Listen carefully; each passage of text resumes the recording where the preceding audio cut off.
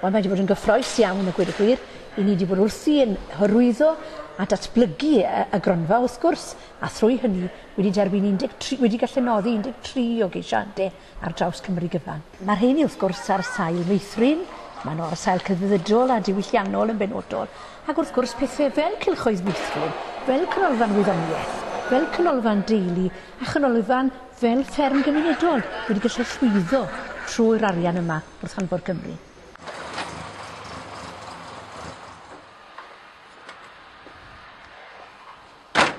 Wel, dyna'r bartneriaeth bwysig yn dyfa.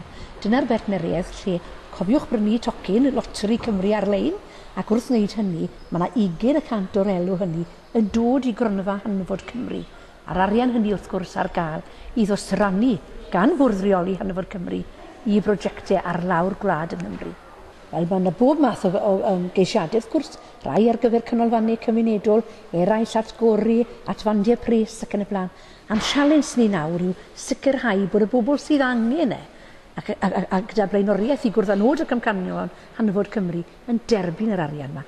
Ac wrth gwrs, i ni'n ceisio ariannu pawb, ond fydd hynny ddim yn bosib.